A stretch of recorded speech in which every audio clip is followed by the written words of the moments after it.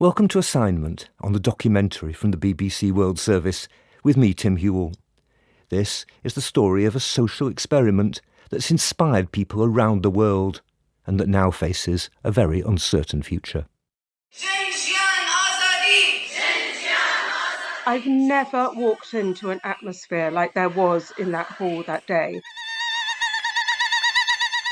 Hundreds of women, all united in this massive determination to hold on to the gains of what they call the women's revolution. One after the other, women rose to their feet and called the hall to these chants of Jin, Jian, Azadi, woman, life, freedom. Jin, Jian, Azadi, Jin, Jian, Azadi. I felt the reverberations kind of rose through my body. Jin, Jian, Azadi. That's Natasha Walter, a British feminist writer. A year ago, she travelled to northeast Syria, to a place that says it's empowered women more successfully, perhaps, than anywhere else in the world. Their determination, their daring, their confidence is something quite extraordinary. Natasha too rose to her feet. Believe me when I say that there are many, many women across the world who are hearing your voice and who want to join you in saying, woman, life, freedom. Jin, Jan, Jain, Jian, Azadi. Jin, Jian, Azadi. Thank you. The language is Kurdish.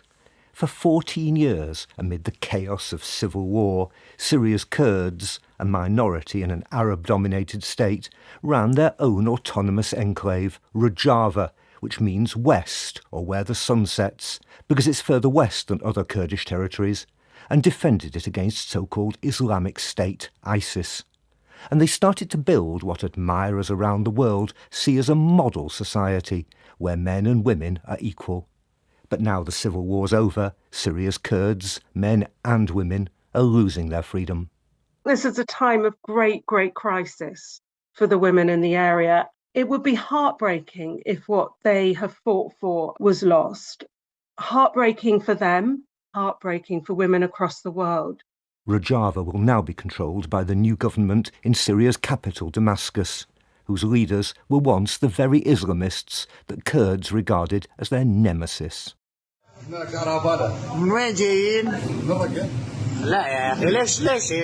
A video shot a few weeks ago showing an Arab fighter with a plait of hair he apparently cut off a dead Kurdish woman soldier spread panic in Rojava. He was proudly putting in his hand and said, "I got it." To be honest, we are afraid.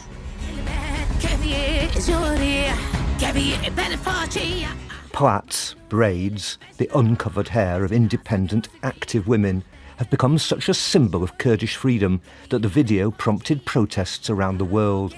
Over the border in Iraqi Kurdistan, men and women carried a giant braid, metres long, on their shoulders. But protests won't save Rojava. What will remain of its autonomy and its women's revolution? My name is Ruxen Mohammed. I am the spokesperson of the Women's Protection Unit's YPG. Ruxen speaking via a wobbly Wi-Fi connection from Kamishli in Kurdish, a city on Syria's northern border with Turkey. The translator is Eve Morris-Gray, a young British woman so fascinated by Rojava that she spent 3 years working there, becoming fluent in Kurdish. When I joined, as the Kurdish people and also as a woman, within Syria's system, we did not have rights, language, culture, politics or law. So YPG was a hope for every woman, that women can defend themselves, their country and their people.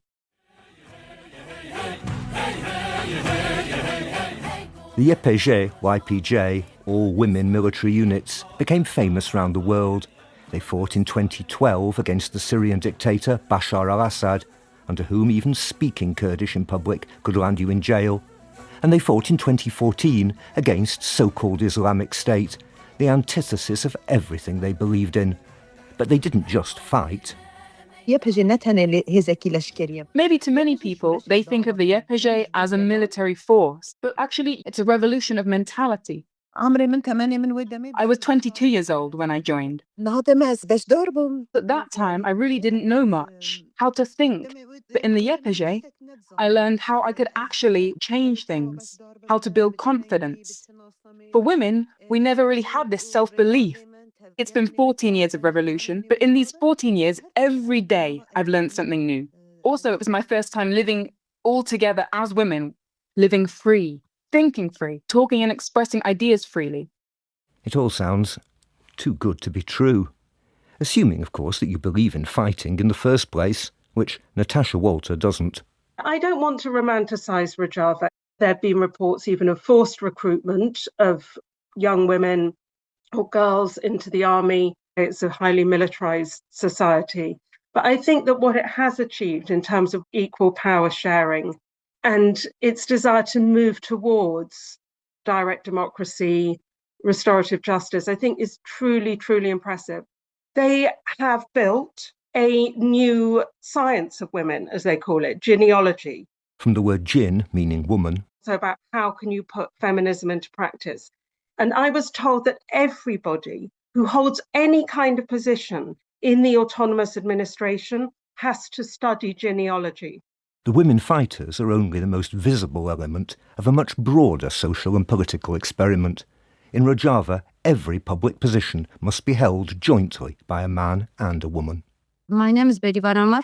I'm a co-mayor of Qamishlo municipality. We think that if there is a man and a woman together responsible for the decision, they will take the best decision because the way of thinking is different. Women think about children, about environment. Also, when you put a law that there should be a man and a woman, we give more opportunities for women to be in this position. If we let it for one person, especially in our society, we believe that they will choose a man. Also in the council, 50% is women. We think it affects how we can design spaces and building. So, Berivan, give me an example of something that you've done in Qamishlo. In our society, it's not safe for women to take a house by herself. So we build 2 big buildings for women who want to live alone. And we build a place for a gym only for women because here they can't go to a place there's a man going to gym. Tell me, how much opposition have you faced from men? Actually, when we started this system, it was very difficult for society to accept a woman as a mayor. Sometimes when they come to us, they say, "Where is a man? I want to talk to him." And after 11 years now, they say it's not matter if it's man or a woman. And sometimes they ask for a woman because she's very strong. She listens to them. She can solve our problem. Where did this radicalism come from? Partly, according to singer Mizgin Tahir, from a long-held tradition of respecting women. One of the Kurdish proverb, it said, "Shershera chijina chumera," which means the lion, it's lion, regardless if it's a female or a male. If we were going to talk about fighters, in the Kurdish history, there is, for example, a fighter called Aisha Rash. She was very famous, very heroic fighter that she was never get out of her horseback. She was always fighting alongside with the men to protect her tribe.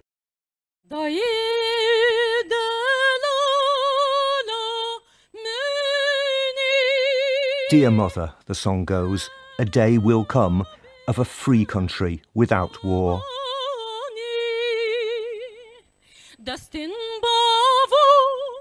But Free Rojava was built not just on tradition, but on ideology. The vision of a man who's now far away behind bars in an island jail in Turkey.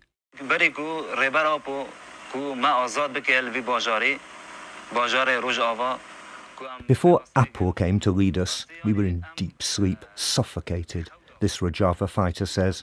Apur is an affectionate name for Abdullah Öcalan, the imprisoned founder of the Kurdish political movement and armed group, the PKK, that's designated as a terrorist organisation by Turkey and many Western countries. Kurds, who've never had a state of their own, are split between Turkey, Iraq, Iran and Syria. It's only in Syria, which has the smallest number of Kurds, where Öcalan lived in the 1980s and 90s, that his ideas have been put into effect.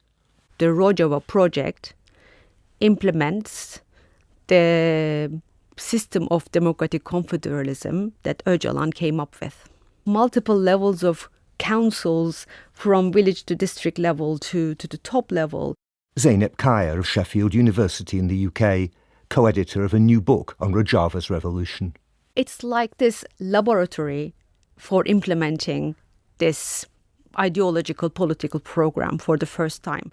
And in practice, it looks very interesting because they have this kind of centralizing, top-down, disciplinary attitude that kind of comes from their Marxist history. But at the same time, they have this decentralizing approach as well. So they have different entities that their sole role is to criticize the decision makers. Dissidents who oppose the entire project aren't so welcome.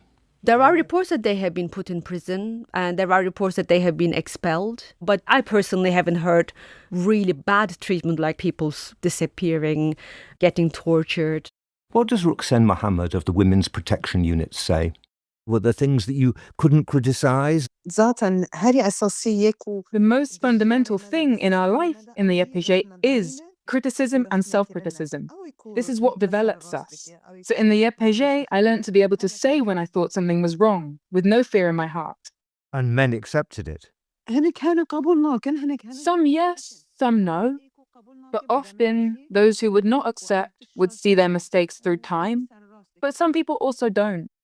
What about the family of Berivan Omer, the co-mayor of Kamishlo?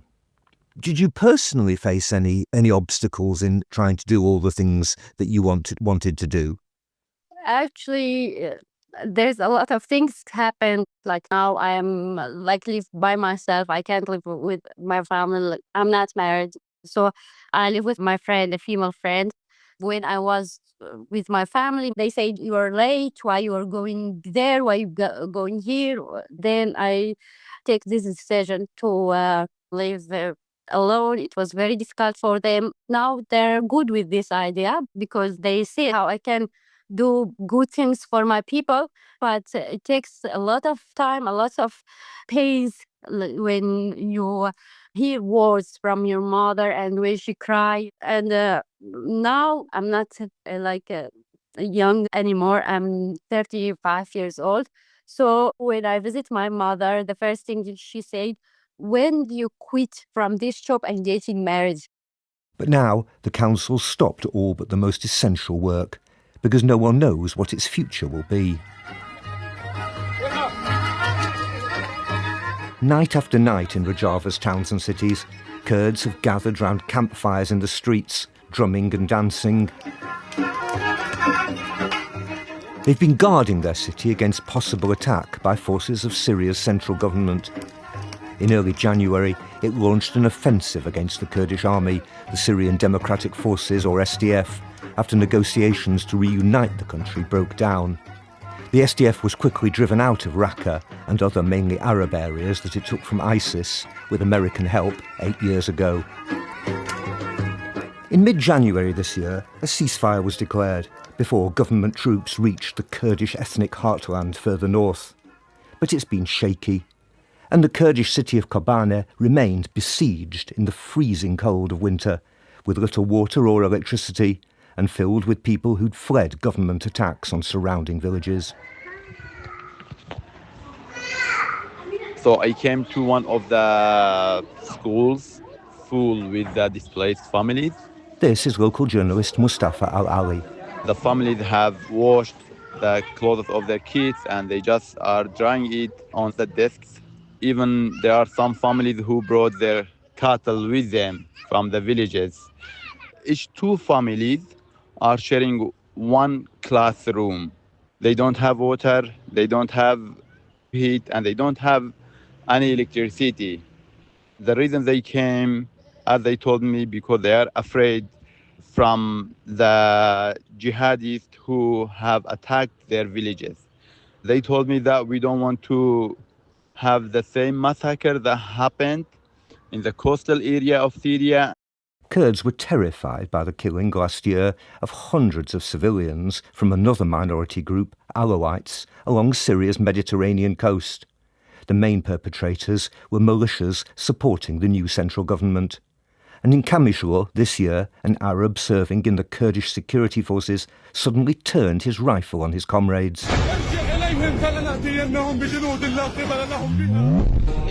and filmed himself spraying them with bullets, adding a celebratory ISIS-style soundtrack to the video he then released. Co-Mayor Berivan Omer says relations between Kurds and Arabs are now at breaking point. We were living together for many years, but now people are afraid from their neighbor because they see it by themselves, how they kill our people. Go to other side. This is Assignment on the documentary from the BBC World Service. I'm Tim Whewell. For now, Kurds can't just think about how to preserve women's rights. The threat now, many feel, is to the whole nation, to the human rights of everyone in northeast Syria. I can clearly see how traumatized she is. She's chain smoking.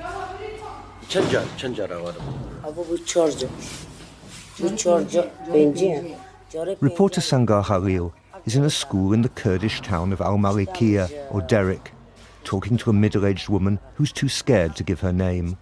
She and her husband, daughter and 2 sons fled their home near Raqqa, an area now controlled by the Syrian army. Now they've got nowhere to go, but they're barely thinking about the future.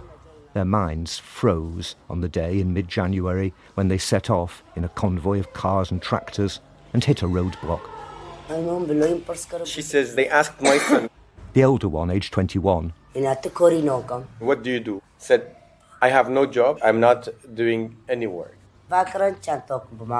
She's saying, then they opened the trunk. They saw a bag there. There was a military trouser in the bag. Then they started to beat him in his head. We were panicking inside the car. They took my son. They made him lie down with 14 others. 15 guys lied down by the side of the road.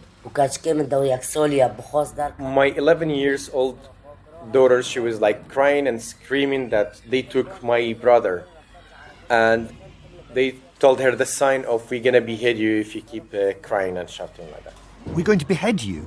Putting the hand on the throat. My brain jammed. I'm hugging my daughter. They'd known there was danger ahead. People driving the other way said, "Turn back." But that would have been dangerous too. Then their car broke down. A tractor had to tow them, but the rope kept snapping, so at the roadblock they were trapped.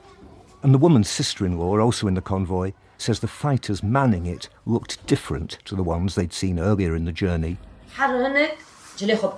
She's saying they all were wearing military clothes, but each one is differing a different style or different brands. They had like long beards and long hairs, and we even saw the ISIS flag on some of their shoulders. The black flag of ISIS. But you think those people were part of the Syrian army?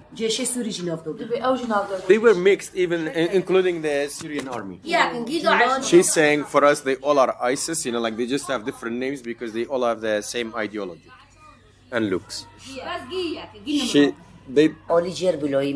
They moved 15 guys, including my son.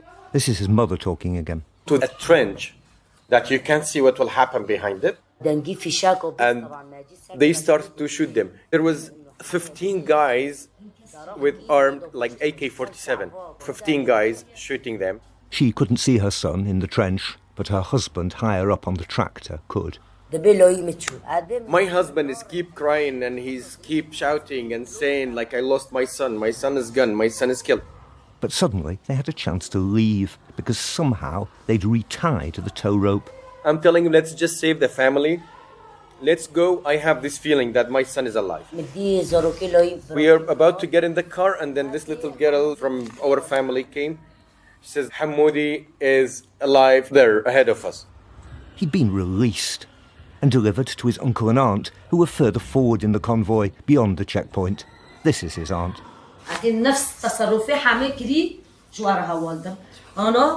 Hamoudi came shivering, hugged me very tight, crying. His whole face was full of blood. He said, "Miracle, I did not get killed. There was one nice guy saved me." He said, "Look, I can see his hands.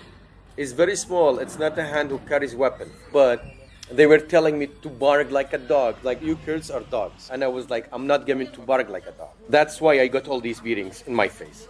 But I saw like they shot all of those guys who were lied down behind me. Hamoudi was reunited with his parents further down the road after they'd also eventually got through the checkpoint. They're showing me a video of the first moment that they're meeting Hamoudi. They hugging him and Hamoudi looks like really tired and exhausted. They all are crying. You don't think there'll ever be any kind of justice for the people who were killed? Justice is something that you don't find it in Syria. Whatever happens in this country, there are always enemies of each other. I put those allegations to the Syrian government, but I've had no response. It's only one of many stories of killings in northeast Syria in the past 2 months, of Kurds killed by Arabs, and in some cases it's also alleged Arabs killed by Kurds. What went wrong after years when Kurds said that local Arabs had been part of their democratic system? Faris Viran, from the mainly Arab district of Deir ez-Zor, now teaches at Princeton University in the United States. Yes, there were some local elections. Arabs were in charge of certain city councils and stuff. That's true. But who are the top leaders who are controlling the military? The Kurds. Who are the people who are controlling the big businesses and taking the money from the oil and the crops that they sold outside of the region? The Kurds. And they forced too much of the Kurdish, the PKK, leftist, Öcalan propaganda on Arab citizens. And when that happens, of course, people will revolt against you. That's why Arabs, when the moment came and they saw the SDF is going down, that's why they rose up against them. And somebody might say here, well, look at the SDF. Like a few weeks ago, it was 70% Arab ethnically, like the soldiers. And my answer to that is those Arab soldiers joined the SDF for the $300 salary. That's it, not for ideological dreams or goals as some Kurds did. I put that Arab perspective to Rojava's most powerful woman, Fawza Yusuf, a leader of the ruling party, the PYD. Maybe you tried to impose a system on Arab populations that they were not ready for. The sociology of every place is different from other locations. To impose any system, or we can't say imposing the system, to explain this system, we needed a longer period. Also, I think what happened in the Arab majority areas, it's not only the people who choose to be against the administration, it's basically a very well-established game, a special war that's been prepared by some actors and posed on the people over there. That's enigmatic. Berry Van Omer, the co-mayor of Kamishlo, is more direct. There's a lot of people who want to make this crisis because they're Islamic. They think women should stay at home, women shouldn't work. She's talking, among others, about the president of Syria, Ahmed al-Shara. Under his nom de guerre, Abu Muhammad al-Jalani, he fought with al-Qaeda and led other jihadi groups. Now he's trimmed his beard, wears sharp suits, and has been embraced by President Donald Trump. Young, attractive guy, tough guy, strong pass, very strong pass fighter. Al-Shara's government is still negotiating with Rojava's leaders about what exactly integration into the Syrian state will mean. Diplomats from America, formerly the Kurds' big backer, have tried to exact some concessions for them. But Kurdish expert Zeynep Kaya says Rojava's unique system is over. They've lost all their territory. Their administration has been dismantled. The idea of a man and a woman in charge of everything is gone. In their internal practice, I think they will continue that. But officially, there will be one person. This is my prediction. And usually that official legal person will be a man. We'll see. But al-Shara government is very patriarchal.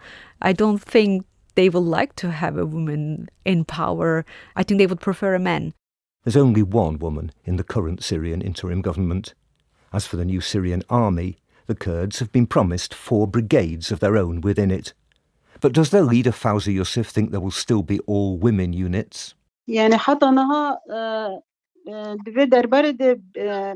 is no crystal clear decision in this regard. They still don't give any positive signs. That, in a way, is a red line for you, the continuation of those units. Yes, it's a red line for us because the YPJ, it's the only guarantee to protect the Kurdish women as we're still in a critical times. We'll fight rather than disband, some women commanders say. But if it came to that, the odds now would be against them. What will survive, then, of Rojava's women's revolution? Academic Zeynep Kaya. That project has ended now. But as an idea, it's not going to end. The fact that they planted seeds gives a lot of hope for people going forward that, something like that might happen again in the future.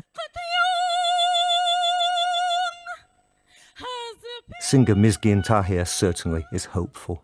I do believe that after the freedom that the women in Rojava have practice, they would accept to go back to be slaves for men, or they will be covered up and just be housewives. I think the women will gonna fight and will keep their freedom. And Berivan Omer, who overcame family opposition to run a major city in her early 30s, she certainly isn't planning to give up work and just get married. Sometimes we think when women found their way, they can go back. It's impossible to go back.